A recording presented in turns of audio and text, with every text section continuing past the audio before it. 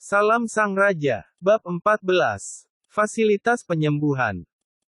Sekarang Angela dan Emma memperhatikan atmosfer yang abnormal di sekitarnya. Para prajurit memandang Alexander dengan penuh hormat.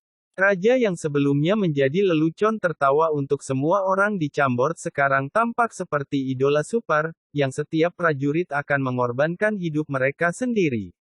Tingkat penghormatan dan pemujaan dari para prajurit ini biasanya hanya diarahkan pada Lampard. Salam Raja Alexander. Hidup Raja Alexander. Faye merasa luar biasa di depan Angela. Dia menatap prajurit-prajurit di sekitarnya dengan pandangan yang hanya dimengerti oleh Brooke. Para prajurit tertawa dan sangat kooperatif, mereka semua mengangkat tangan dan berteriak, "Salam Raja Alexander." Sebelumnya, setiap prajurit merasa bahwa Alexander adalah tumpukan kotoran dibandingkan dengan tunangannya Angela, yang merupakan berlian yang bersinar.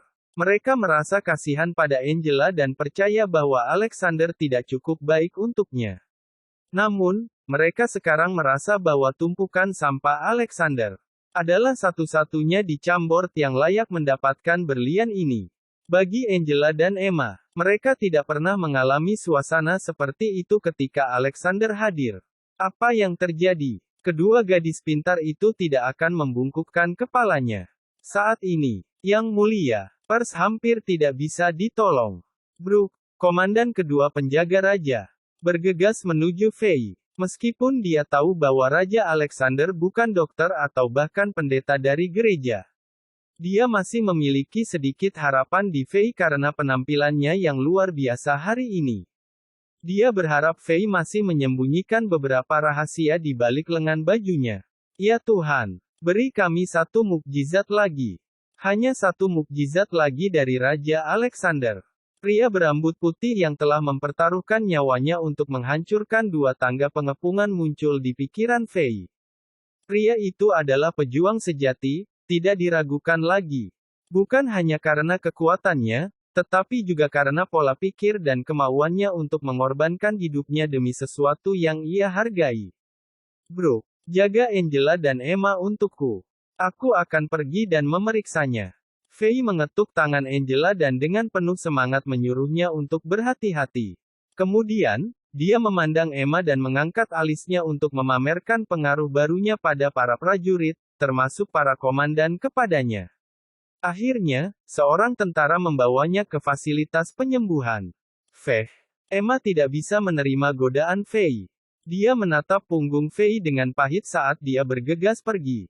Kemudian dia berbalik dan berkata dengan imut, "Paman Brooke, apa yang terjadi?" Alexander sepertinya. Itu adalah pertanyaan yang sama yang ingin Angela tanyakan. Pipi Angela memerah karena perilaku genit Faye sebelumnya, ingin tahu jawabannya. Brooke tersenyum ketika dia memberi tahu mereka apa yang terjadi di saat kritis pertempuran ketika Faye tiba. Sebagai komandan kedua penjaga raja, Brooke memperlakukan kedua gadis ini seperti putrinya sendiri. Pada kenyataannya, hampir setiap warga negara di Chambord menyukai dua gadis yang baik dan dewasa ini. Mereka semua merasa tidak adil terhadap Angela, gadis malang yang dipaksa menikahi raja yang terbelakang ini. Tapi sekarang, semua orang yang menyaksikan Alexander berpartisipasi dalam pertempuran percaya bahwa hanya Alexander yang cocok untuk Angela. Setelah mendengarkan seluruh cerita, Angela dan Emma terkejut. Apakah Alexander kita yang terbelakang benar-benar pahlawan cerita? Emma ragu. Di fasilitas penyembuhan Chambord, ketika Faye masuk, dia terkejut. Tempat ini bukan fasilitas penyembuhan, kan? Itu terlihat seperti kandang babi. Faye berpikir sendiri. Bau dingin, lembab, dan berjamur memenuhi tempat yang tampaknya ditinggalkan ini. Bahkan tidak ada pintu untuk menghalangi angin dan hujan. Jendela diblokir oleh batu, debu dan lumpur ada di mana-mana. Hanya ada sedikit jerami di tanah. Sementara ratusan tentara yang terluka merintih, terlihat kotor dan menyedihkan. 4 atau 5 personel dokter yang mengenakan jubah hitam dan putih berjalan di antara para prajurit ini. Jelas ada kekurangan fasilitas dan tenaga medis saat para dokter ini berlari kencang. Penuh keringat. Yang Mulia telah tiba. teriak prajurit yang memimpin Fei. Itu telah menarik perhatian semua orang di fasilitas itu, kecuali mereka yang masih koma atau pingsan. Keberanian dan kekuatan Raja Alexander menyebar ke seluruh fasilitas oleh tentara yang terluka yang dikirim ke sini setelah Fei tiba di medan perang. Banyak prajurit membayangkan adegan pertempuran yang menarik dan jantan. Tentu saja, beberapa prajurit yang tidak melihat Fei di medan perang sedikit skeptis. Mereka ingin melihat raja yang berubah dari seorang idiot menjadi pahlawan secara pribadi. Setelah melihat Raja Alexander tiba, para prajurit di sini benar-benar bersemangat. Beberapa tentara mengabaikan luka di tubuh mereka. Mereka berjuang untuk duduk untuk melihat raja, memecahkan keropeng yang baru saja terbentuk pada luka mereka. Orang-orang yang bertempur bersama Fei semua bersorak, "Salam Raja Alexander." Fei berterima kasih kepada prajurit yang telah membawanya ke fasilitas, lalu dengan cepat mencoba menghibur para prajurit yang berjuang untuk duduk. Dia tidak tahu harus berkata apa. Ini jelas bukan tempat yang tepat untuk menunjukkan status kerajaannya. Setelah melihat banyak wajah muda, dewasa, dan tua, luka mengejutkan mereka, darah dari tubuh mereka meresap ke tanah di bawah mereka. Sesuatu memicu hati Fei. Warisan pahlawan yang mulia dari bumi tampaknya dihidupkan kembali oleh orang-orang di depannya. Secara teknis, prajurit ini terluka karena melindunginya, beberapa dari mereka akan dinonaktifkan selamanya. Sebagai orang dari bumi, Fei tidak akan meyakinkan dirinya sendiri untuk menerima fakta ini. Jika mungkin, dia berharap bahwa dia telah berperang dari awal bersama tentara-tentara ini. Manusia sepertinya selalu bertentangan dengan diri mereka sendiri, dan Fei adalah contoh utama. Dia pengecut dan sangat takut mati, tetapi pada saat ini, dia ingin bertarung dan bertempur. Mungkin dia terpengaruh oleh kekerasan yang tak berkesudahan dan pertumpahan darah di dunia Diablo. Atau mungkin insting binatangnya dipicu oleh tekanan musuh.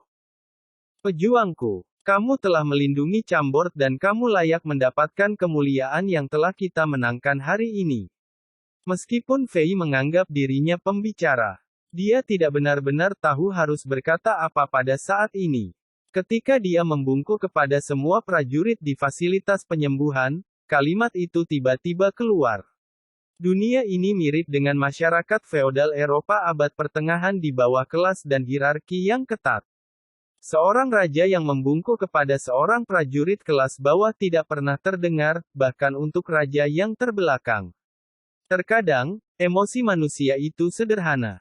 Banyak prajurit tersentuh oleh sikap Fei. Beberapa prajurit yang mengeluh dan dengki sebagai akibat dari ketidakmampuan mereka yang baru merasa bahwa itu layak dilakukan pada saat itu. Setelah Fei menghibur mayoritas prajurit yang terluka, dia tiba di depan pers. Dia telah koma. Musuh meninggalkan sebagian energinya di dalam tubuh pers ketika bahunya ditusuk oleh rapier. Energinya merusak tubuh pers dan mengejutkan organ-organ internalnya. Darah mengalir keluar dari area yang terluka tanpa henti. Seorang dokter muda berusaha keras untuk menghentikannya, tetapi itu tidak efektif. Fei sekarang memiliki kesempatan untuk mengamati perawatan dokter dengan sangat detail. Dia benar-benar kecewa. Para dokter di Chambord tidak memiliki mantra penyembuhan ajaib yang Fei bayangkan. Mereka hanya bisa melakukan pertolongan pertama sederhana, termasuk membersihkan daerah yang terluka dan menerapkan obat penyembuhan untuk itu. Efektivitas perawatan ini sangat terbatas. Kehidupan dan kematian para prajurit yang terluka bergantung pada atribut fisik mereka sendiri dan tingkat keparahan luka mereka. Jika mereka beruntung, mereka bisa tetap hidup. Jika tidak, kemudian mereka tidak bisa melakukan apapun selain mati. Bersambung.